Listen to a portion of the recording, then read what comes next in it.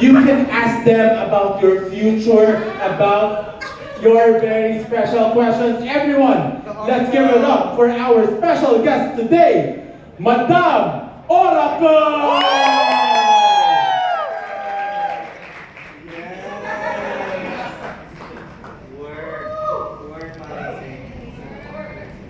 Pati naman natin ang ating mahiwagang magandang Oracle.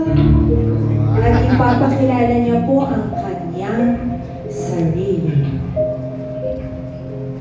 Magandang Araw sa inyong lahat. ako, si Ginang Carmencita Josefina. Uy.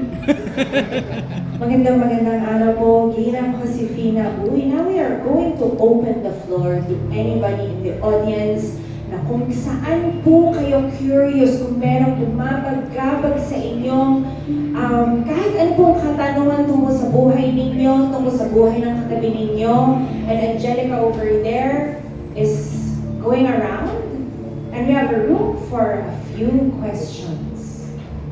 Huwag po kayong mahiya dahil ito ay once in a lifetime opportunity.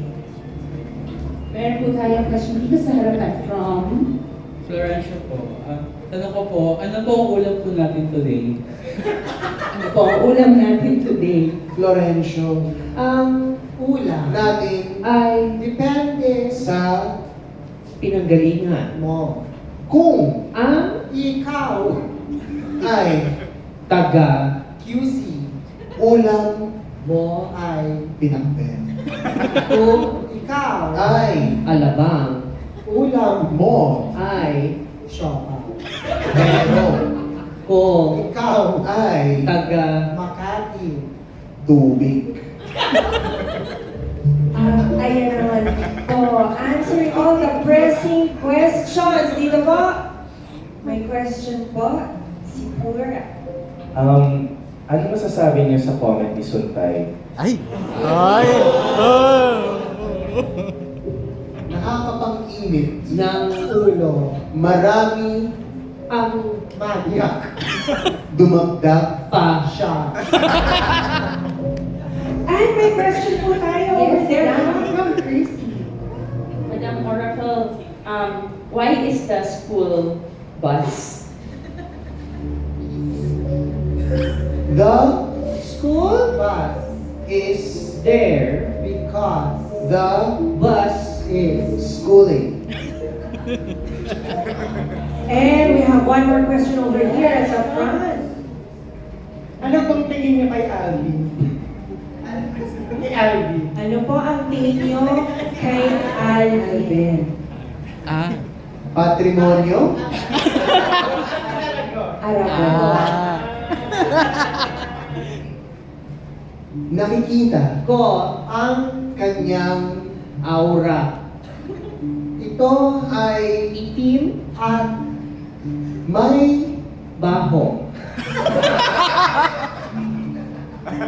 Yun po ang palagay ni Madam kay Alvin. Madam, meron po tayong phone-in question. Ano daw po ang inyong words para sa Manila Improv Festival 2026? dear, People. you should Be there at the Manila Improv festival because it is the biggest celebration of improv people in Asia, and the world. therefore We must begin to support it so we will prosper.